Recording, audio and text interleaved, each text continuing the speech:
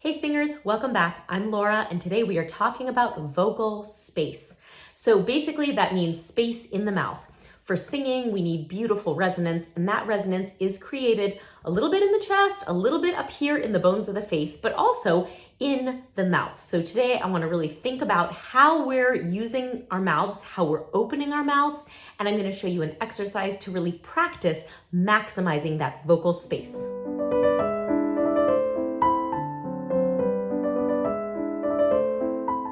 When I started learning about body mapping, one of the biggest eye-openers was the way that Barbara Conable, who's the founder of body mapping and an Alexander technique instructor, the way she talked about the mouth. And she really pointed out something that I suppose I could have known if I thought about it, but it had never occurred to me before.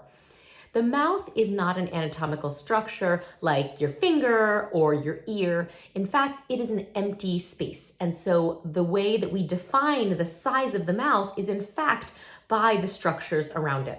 So today I want to begin by having you take a little tour of your mouth and really finding the boundaries of your mouth, because I think that when we are singing, we don't actually think of them as being where they actually are. So think about, from the perspective of inside your mouth, what is the front wall of that opening?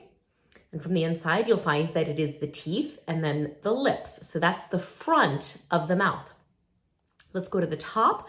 The top of the mouth is conveniently called the roof. And for this idea of an open space, you can think of it as like a cave, and the roof would be that top surface. Now here's the surprising part. I want you to follow with sort of your attention all the way back along the roof of the mouth. It goes all the way back to the back of the throat. And then the throat, the back of the throat, is actually the back of the mouth. I think that when we think about the space of the mouth, we sort of imagine it ending about here, right? But that's actually just where your teeth stop. In fact, there's no anatomical structure there. I guess there's the uvula hanging down, but there's no wall until we get back to the back of the throat. So the mouth is actually much deeper than we usually think about when we're singing. And then of course we also have the bottom of that mouth chamber, and that is the tongue that's resting on the jaw. So there's actually no bone at the bottom. I mean, of course we've got the mandible, but it's soft tissue that is the base or the bottom of that mouth opening. So think about that space and take a second to really open it up inside.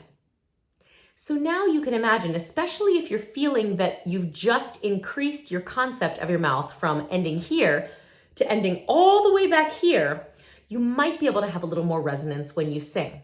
Now, in order to sing, keeping that space really open, we're going to use a pattern that I taught you years ago. This is ooey, ooey, ooh. It's going to be a 9-note scale. So we'll start here, go up to high re, and back down, alternating those vowels.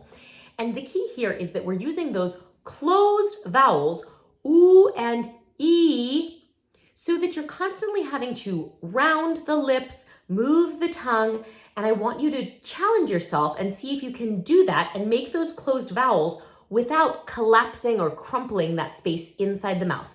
So we'll start here. Listen to it once, it'll be like this.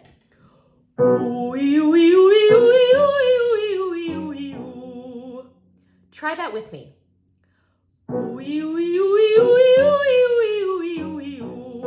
Here. Now before we go on, think about the open space in your mouth. Are you open to the back of your teeth, or are you actually open all the way back to the back of the throat? Let's open up a little more space. Maybe if your space was deep but it wasn't very tall, you can make it a little taller by either raising the palate or making sure that the tongue is nice and low. So the tip of the tongue can be against the back of the bottom teeth. Even as it shifts up and down, it'll be in an angled position for E, but no matter what, it doesn't have to be kind of lifted up high into the mouth. The tip of the tongue can stay against the back of the bottom teeth the whole time. So increase that space. Let's go here.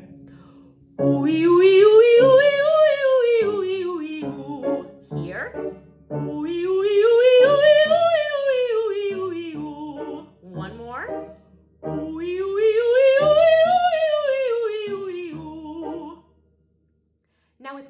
students, I find that as they maintain more space inside the mouth, it's much easier for them to have a consistent sound, consistent resonance, and to reach the higher notes with more ease, to feel like they're more connected into the range. The more you kind of start to squeeze up, especially here in the back of the mouth, that's when you're gonna get that kind of ooh, squeezed feeling. So really pop open that space in 360 degrees and see if you can find a little more vocal space in the back of your mouth.